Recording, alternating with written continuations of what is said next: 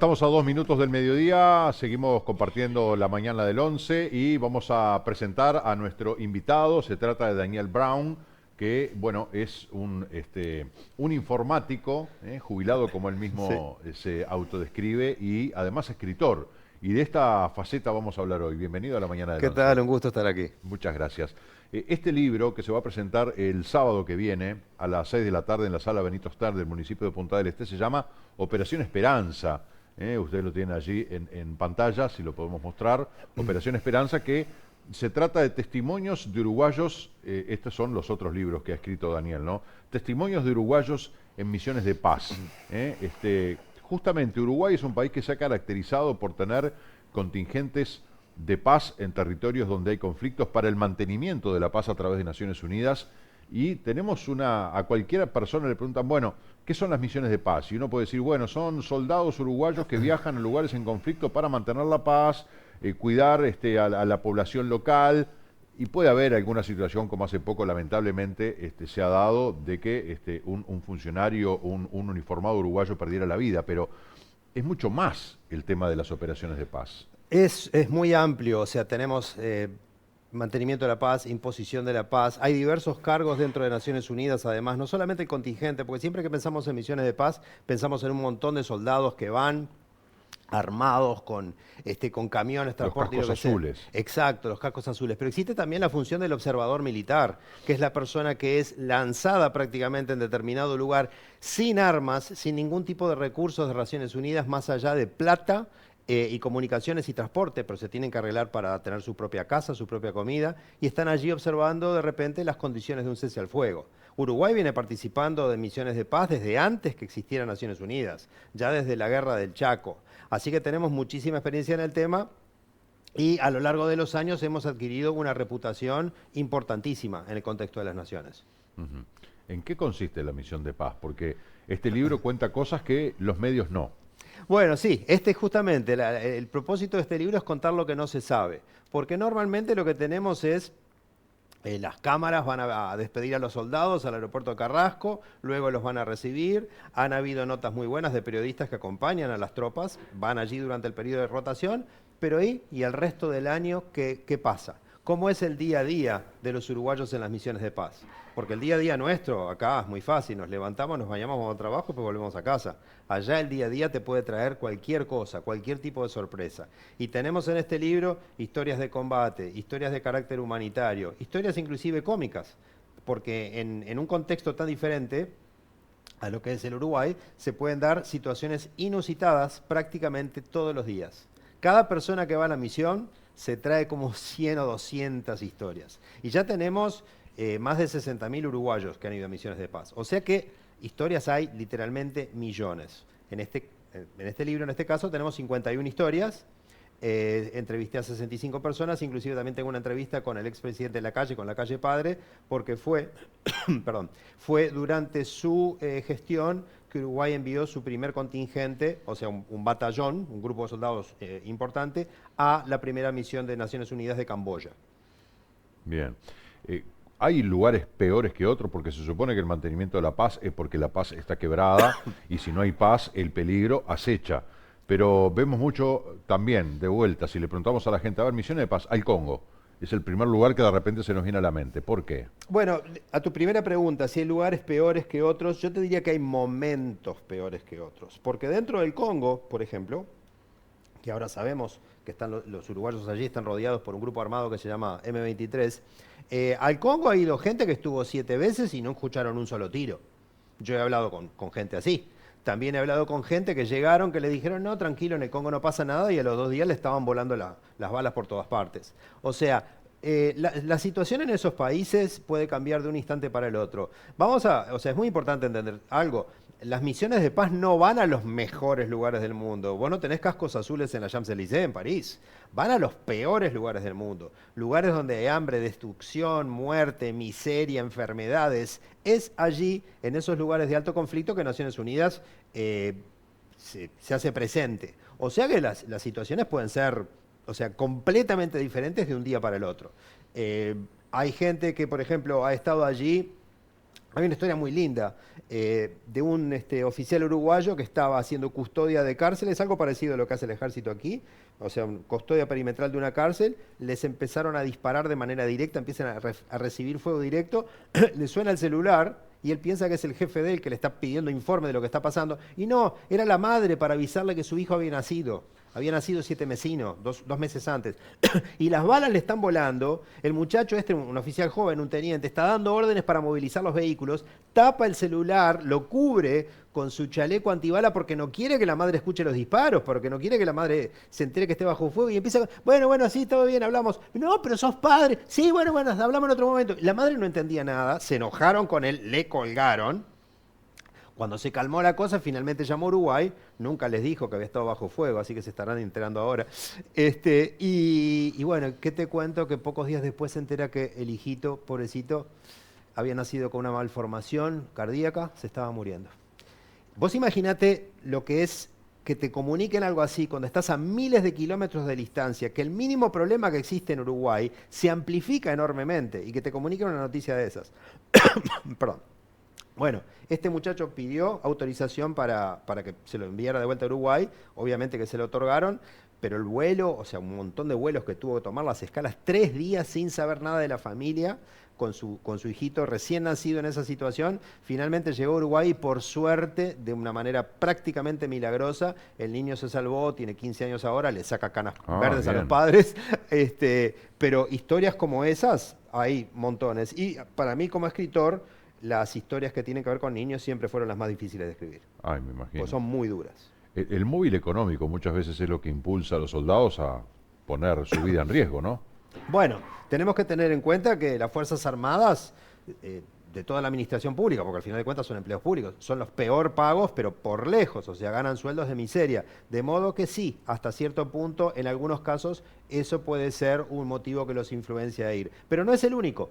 Mirá que he hablado literalmente con cientos de personas que han estado en misiones de paz. Y son muchos los motivos. Algunos buscan aventura, algunos buscan progreso profesional, algunos sí, va por el dinero. Por ejemplo, vamos a presentar el libro ahora el sábado en Punta del Este, ya después vamos a hablar un poquito de los detalles, y vamos a tener allí a la doctora Soledad Rodríguez, que es una dentista, que se vio forzada a ir a una misión de paz porque se le prendió fuego a la casa y perdió todo lo que tenía. Y la única manera de más o menos recuperar un poco su situación económica y, digamos, mejorar un poquito su estilo de vida fue ir a una misión de paz. También tenía una hija chiquita, la separación le resultó horrible, a los pocos días se quería volver, la alentaron para que se quedara.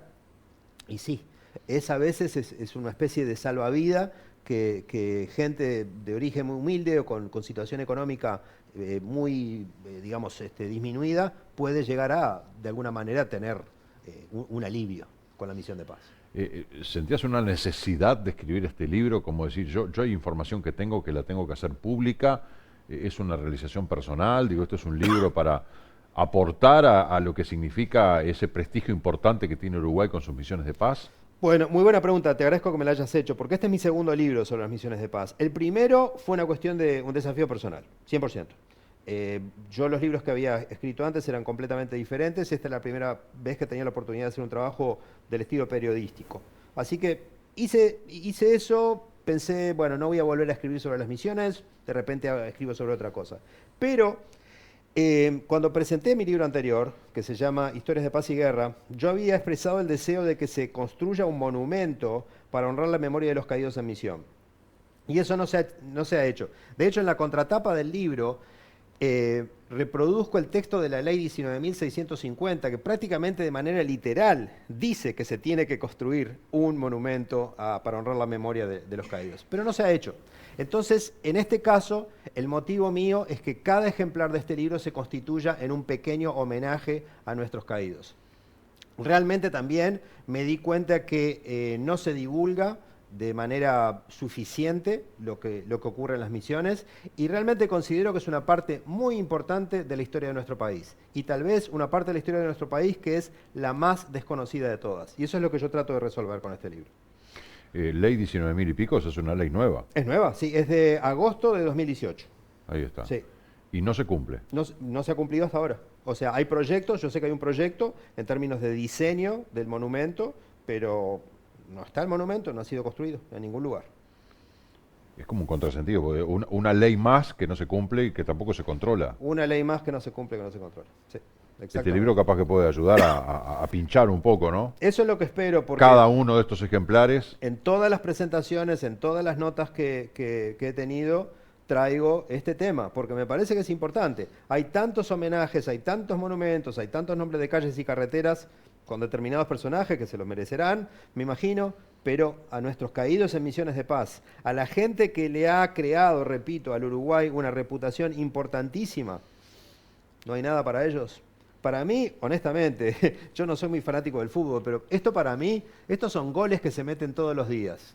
O sea, no deberíamos ser uruguayos una vez cada 4 años cuando juega el seleccionado, ¿ok? Esta gente está todos los días arriesgando su vida, exponiéndose a enfermedades, sufriendo la separación de las familias, ¿cierto? Tenemos que honrarlos de alguna manera. Son ejemplos a ser seguidos. Capaz que hay una mirada un poco lejana, ¿no?, de la población respecto a las misiones de paz, que dicen, bueno, primero que es opcional, nadie los obliga, ¿no? Es opcional. Van por un muy buen dinero, arriesgan la vida y bueno, sí, son soldados que van a un país a mantener la paz, un país en conflicto, a mantener la paz, por ejemplo, como decía Daniel, hay otras razones.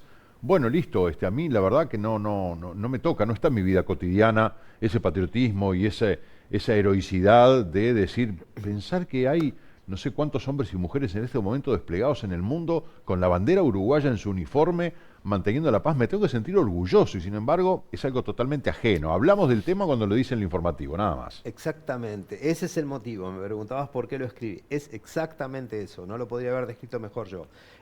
Tenemos que sentirnos orgullosos. Yo realmente, personalmente, como he hablado con tantos, pero siento un orgullo enorme. Yo vivo en Estados Unidos. O sea, el país que tiene los mayores recursos militares que se pueda pensar. Y he conocido gente que estuvo en la Segunda Guerra Mundial, en la Guerra de Vietnam. Tuve la oportunidad de trabajar inclusive una vez con un ingeniero del proyecto Apolo, que mandó el hombre a la Luna. Pero yo no siento por ellos... ¿Llegó el hombre a la Luna? Sí, llegó, por supuesto. Sí, llegó. Para abrir un debate, ¿no? No tiene nada que ver con la temática, pero está bueno. Llegó. Sí.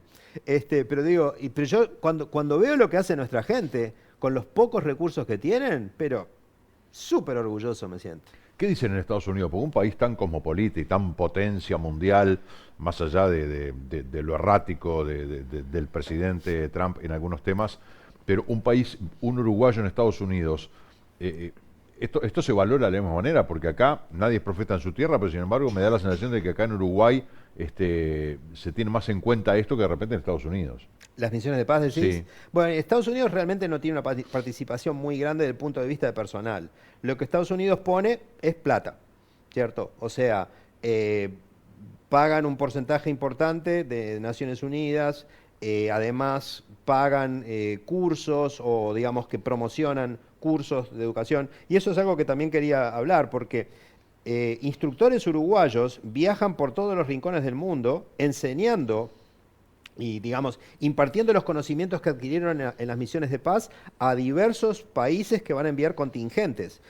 Y estamos hablando de temas como derechos humanos, protección de civiles, participación de la mujer. Esas son las cosas que los uruguayos están enseñando, porque realmente en muchos casos fue Uruguay el que escribió el libro, o los manuales, o los textos, o el país que ha tenido una gran experiencia e influencia sobre Naciones Unidas desde ese punto de vista. Y eso es importantísimo. Entonces, Estados Unidos nuevamente contribuye a veces patrocinando esos cursos y enviando dinero. Pero en términos de personal, normalmente lo que vas a encontrar en las misiones de paz son países como el nuestro, países en desarrollo. Va a Uruguay, Argentina, Brasil, Guatemala, Pakistán, Bangladesh, esos países.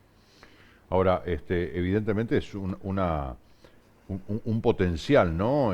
Uruguayos en misiones de paz realizando estos trabajos para, no sé, es como un contrasentido. En un mundo tan conflictivo, ir en busca de la paz. Tendría que haber misiones de paz en tantas partes del mundo y sin embargo no las hay. No sé cuál será la razón, porque la verdad, en Naciones Unidas lo integran 196 países, creo. Sí. Uruguay es un destacado en el contexto de ONU, en este sentido, hablando de las misiones de paz, porque bueno, somos ya medio docentes, ¿no? Creadores de. Eso es muy importante. Es muy importante y además considerando la población nuestra. O sea, somos un país de 3 millones de habitantes. En términos proporcionales, somos de los que más colaboran con Naciones Unidas. Pero por lejos. O sea, eso es así.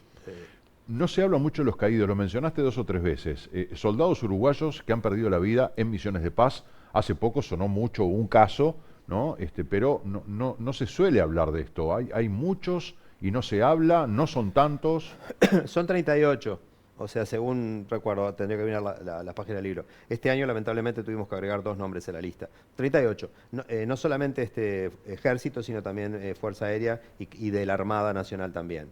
Civiles no han habido, pero quería resaltar eso, participación de civiles en las Naciones Unidas, y discúlpame si me desvío un poquitito del tema, pero no solamente van militares a las misiones de paz, van civiles. Por ejemplo, han ido civiles de OCE llevando las UPAs, las unidades potabilizadoras autónomas, a muchos lugares del mundo. Hay funcionarios civiles uruguayos de Naciones Unidas que también tienen muy buena reputación, y por supuesto los contingentes militares o los observadores militares que hemos enviado a lo largo de los años. En términos de los caídos, sí, han sido 38. Lo que yo quería, repito, con este libro es homenajearlos. De mi punto de vista, los caídos están presentes del principio al fin, porque las primeras páginas del libro se las dedico a ellos. Ahí listé todos sus nombres, su grado, la fuerza a la que pertenecían, dónde cayeron, y en la contratapa el texto de la ley sobre el monumento. O sea que están, para mí, presentes en el libro de principio al fin. ¿Qué pasa con las familias de estos soldados caídos? Bueno, obviamente es un golpe durísimo para ellos. Claro, pero ¿qué apoyo tienen? Honestamente desconozco eso porque no he tenido oportunidad de hablar con ellos. He sabido de casos de apoyo psicológico, pero para soldados que sobrevivieron, que de repente tuvieron algún efecto de estrés postraumático y ese tipo de cosas, pero no quiero hablar de algo que no sé, porque no tengo realmente idea del apoyo que se les brinda. Digo porque está bueno también saber las consecuencias de eso, ¿verdad? En aras de prestar este servicio de paz que tiene sus consecuencias con la vida perdida de 38 compatriotas, y bueno, que eso ha destrozado 38 familias y capaz que alguna más. Entonces saber, bueno, qué pasa cuando las consecuencias de esta iniciativa tan solidaria y tan pacifista tiene sus bemoles, ¿no? Tiene sus consecuencias negativas. Bueno, ¿qué se hace con esas consecuencias? Sí, lo único que puedo decir es que el uruguayo que va a una misión sabe a dónde está yendo, ¿cierto? Porque antes de ir, obviamente que tienen contacto con gente que ha venido. Repito, han habido ya 60.000 uruguayos en misión. Es muy fácil hablar con alguien que haya estado en una misión. Es muy fácil conversar y que te expliquen lo que uno puede llegar a enfrentar en los diversos cargos, tanto como observador como contingente. O sea que yo creo que nadie piensa al ir a una misión, sí, me van a mandar a Florianópolis y voy a tomar caipirinha. No. Saben que va a ser, que están siendo enviados a un lugar complicado, y los militares, nuevamente, es inherente a la profesión de ellos el riesgo, ¿no? Sí, ni que hablar. Por eso quizás también tiene que ver el título, ¿no? Operación Esperanza, la esperanza de la paz, que es una esperanza, yo siempre digo, mafaldesca. Yo soy un enamorado de Mafalda en esa concepción de un mundo pacífico, pero bueno, todos seguimos utopías en la vida, ¿no? Cada vez es más difícil que se logre concretar. La esperanza de un mundo pacífico y también la esperanza de gente que va a llevar lo mejor de sí, poniendo en riesgo su vida para que otros puedan tener lo que de repente acá no valoramos, que es la paz. Exacto. Le puse Operación Esperanza justamente porque es lo que Uruguay lleva, o los uruguayos llevan. A veces esas poblaciones locales tan sufridas, poblaciones locales que no saben ni siquiera lo que es un momento de felicidad, esa pequeña chispita de luz, esa pequeña esperanza, ese pequeño momento en el cual recibieron una galletita o un yogur, se los trajo un uruguayo. Hay una historia, si tengo un minuto más, una historia muy linda, muy triste, pero muy linda, ocurrida en Haití. Había habido un proceso electoral en Haití y tropas uruguayas fueron encargadas de ofrecer seguridad a ese proceso, custodia de urnas y ese tipo de cosas. Una unidad uruguaya, una columna de vehículos, fue enviada a determinada localidad donde se establecieron cerca de una iglesia donde había un niño que pedía limosna. Ese niño, por algún motivo, establece una relación de amistad muy profunda con un soldado uruguayo. Y todos los días el nenito venía a las 2 cuadras de su casa a visitar a su amigo uruguayo y luego regresaba a 2 cuadras. Uno puede pensar, pero ¿qué tiene de especial que un niño se desplace 2 cuadras, un niño que tenía 7, 8 años, se desplace 2 cuadras desde y hacia donde estaban los uruguayos? Bueno, la cuestión es que el niño no tenía piernas, tampoco tenía muletas, no tenía silla de ruedas. El niño se arrastraba con sus bracitos todos los días de su casa para ir a ver al uruguayo. El uruguayo le daba nuevamente un yogur, una galletita. Y no voy a contar las circunstancias en las cuales ese niño perdió las piernas porque son demasiado horribles. Están en el libro, realmente horribles. No fue por enfermedad ni por una malformación de nacimiento. Bueno, el proceso electoral termina y los uruguayos empiezan a preparar sus vehículos para volver a sus bases. El niño vio eso, se abrazó al uruguayo con todas sus fuerzas, pero ríos de lágrimas corrían por sus ojitos. Y le pidió que lo esperara unos minutos, que por favor que no se fuera todavía.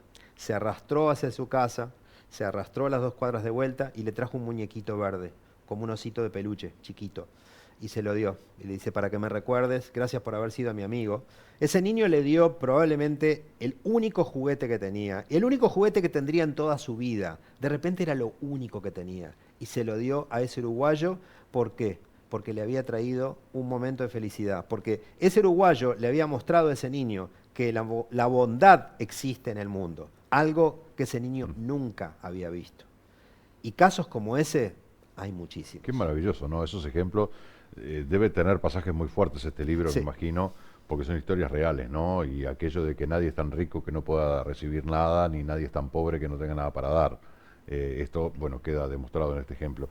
La verdad, muy interesante, Daniel. Les reitero que este libro se va a estar presentando el sábado que viene a las 6 de la tarde en la sala Benito Stern del municipio de Punta del Este. Bueno, allí vas a estar tú recibiendo a la gente, conversando, te van Sí, a... es este sábado, sábado 21. Claro, te van a hacer muchas preguntas, pues la gente va a querer saber, más allá de lo que dice el libro, la ansiedad seguramente les va a ganar. Y vamos a tener 2 veteranos de Misiones de Paz, el coronel Antonio Olano, que además es el director del Museo de Dragones, acá en El Cuartel de Dragones. el Cuartel de Dragones, y a la doctora Soledad Rodríguez, que es una dentista que fue desplegada, que la había mencionado antes, que fue forzada a ir porque se le había quemado la casa, y realmente yo creo que nos van a iluminar con sus historias porque realmente aprender de la historia en este caso nos puede llegar a convertir en personas mejores. Qué bueno, si es así, objetivo cumplido.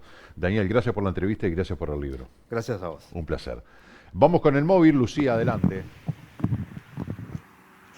Marcelo, bueno, nosotros estamos situados en la Gorgorita, aquí con el fondo, digamos, que sería la barra propiamente. Nos venimos en realidad a este lugar un poco por la temática, nos venimos a hablar con Álvaro Pérez Tort, estamos hablando de integrante de Ballenas UI, para que nos cuente un poco, primero que nada, acerca de Ballenas UI, y bueno, ya hablaremos un poco más de, bueno, esta especie de tan linda que estuvimos conversando. Álvaro, ¿qué es Ballenas UI? Bueno, Ballenas UI surgió como grupo para poder difundir y compartir con la gente este regalo que nos dio la naturaleza de los cetáceos que llegan a nuestra costa, en especial, bueno, la ballena franca y los delfines. Y bueno, así fue que terminamos haciendo una página en Facebook, después un grupo también para que la gente pueda compartir sus cosas, un Instagram donde también compartimos los videos e información, subimos también el material a YouTube y creamos un grupo en Telegram para que la gente pueda saber lo más rápido posible dónde están las ballenas. Precisamente un poco destacando este tema, esta iniciativa que tienen ellos, que a través de un QR las personas pueden ingresar a este grupo de Telegram, que es como para facilitar lo que es el avistamiento de ballenas. En realidad sí, hoy por hoy es la forma más rápida, es el celular, te llega la notificación al momento que se publica la información y entonces si estás cerca o podés programar, todavía estás a tiempo de programar el moverte para tratar de verlas. Es una experiencia fantástica y bueno, quisimos buscar la forma más rápida de ayudar a que la gente pueda vivir esa experiencia año a año.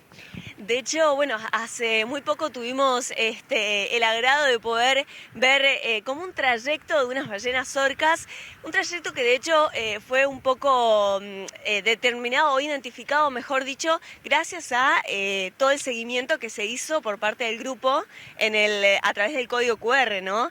Me gustaría contarle un poco a la gente acerca de la causa, qué tan común es, eso que estuvimos hablando un poco fuera del aire. Dale, perfecto. Antes te comento por las dudas que el código QR es una forma de entrar, pero también tenemos el link de invitación de Telegram en nuestras redes sociales.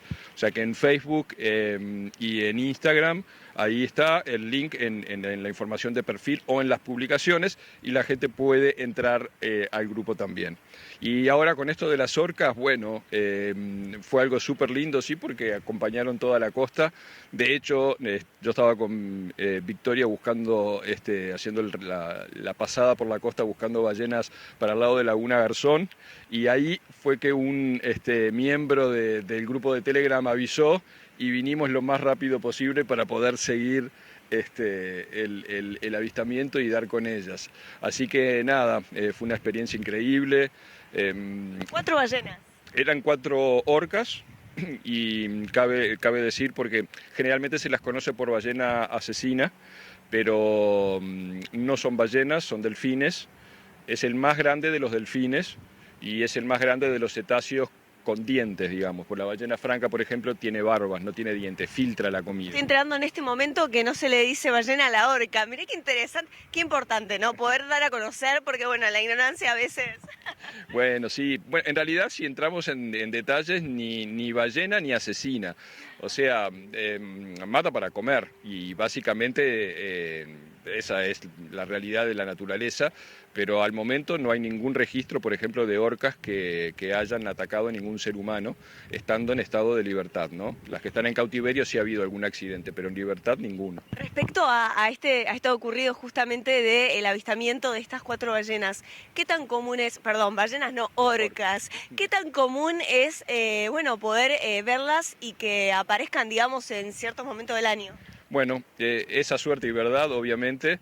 Entiendo que este es un grupo que vive por esta región. Hay un grupo de orcas entre lo que es el sur de Brasil, Uruguay y hasta la provincia de Buenos Aires, que es más o menos la zona donde se mueven.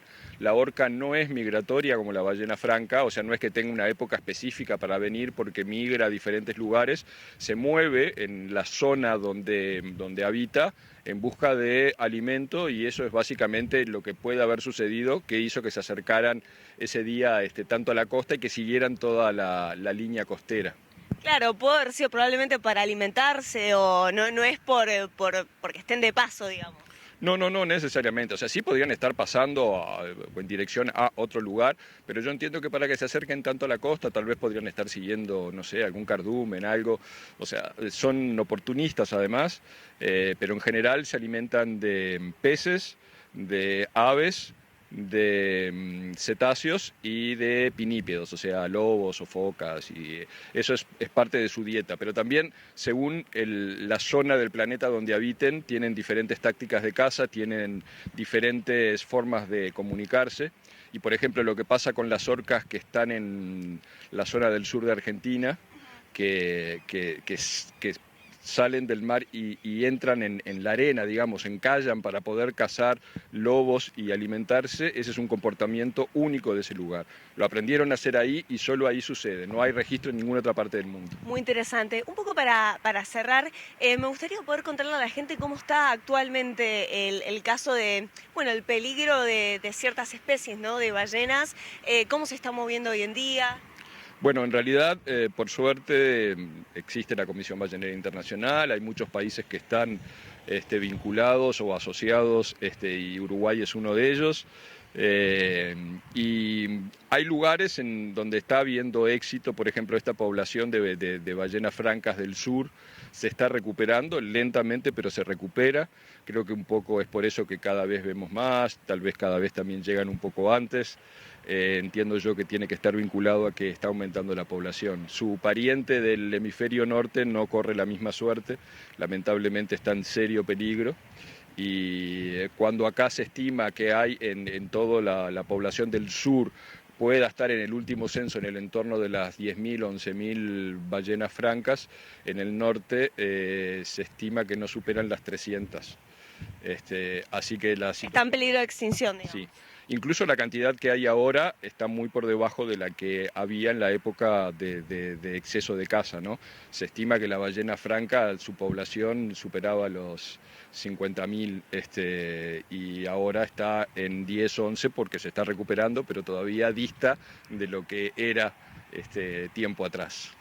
La verdad, muchísimas gracias por toda la información. Bueno, lamentable obviamente que sucedan estas cuestiones que, bueno, ya sabemos todo lo que es el mundo humano, ¿no? Todo lo que genera, pero bueno, creo que también está bueno poder dar a conocer esto en este tipo de instancias y obviamente generar conciencia, ¿no? Y sin más, yo creo que invitamos a la gente, ¿no?, a que pueda acceder a mucho más información a todas las redes sociales de Ballenas UI y también a, obviamente, disfrutar del avistamiento ya por julio, ¿no? Es que comienza la época de avistamiento. En realidad ya comenzó, tuvimos algún avistamiento en abril, en mayo y bueno, y ahora en junio también. Lo que pasa es que no es el pico de la temporada, son puntuales, pero ya se pueden ver. En julio ya hay más asiduidad, agosto aún más y septiembre siempre es el pico. Septiembre es el momento en el que se ve más cantidad.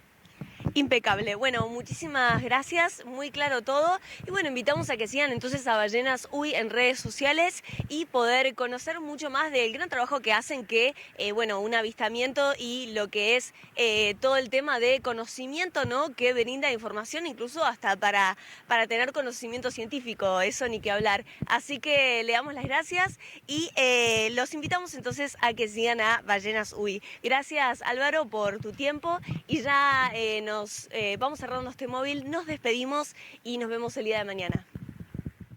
Gracias, Lucía y Santiago en el móvil, por supuesto Álvaro Pérez Tort, que además de hacer un trabajo estupendo, siempre está dispuesto a divulgarlo, a difundirlo, a compartirlo, y eso es muy bueno. La verdad que las imágenes son maravillosas, ¿no? Esos saltos imponentes de las ballenas, la aparición de las orcas el otro día en la zona de la Playa Brava, el avistamiento, yo recuerdo hace 20 años más o menos, o capaz que un poco más, era el mes de septiembre cuando aparecían las ballenas, era una noticia mundial, ¿no? Y era en septiembre, todos esperando que llegue septiembre, digo, después se ha ido extendiendo el tiempo, producto de las temperaturas de las aguas y la alteración de algunas rutas migratorias, y bueno, todo esto que han explicado muchas veces los que saben. Se ha extendido la temporada, como decía Álvaro, ya desde abril se ha visto algo esporádico, pero se ven, y bueno, y en septiembre es el momento cúlmine, que uno va por la zona de La Mansa y ve la gente en los médanos, una cantidad de autos parados, es porque evidentemente ahí apareció alguna ballena y la gente se deleita, ¿no?, para observarla en silencio, porque además vienen tan cerquita de la costa, pues la playa Mansa allí entre la 24 y de la 24 hacia afuera, hacia Punta Ballena, es muy profunda, entonces la ballena se puede acercar mucho a la costa y se siente incluso el soplido cuando asoma la cabeza del agua. La verdad, espectacular, y muchas gracias. Además, el sitio Ballenas UI se los recomendamos especialmente, está muy muy bueno. La pausa a las 12:31, ya venimos.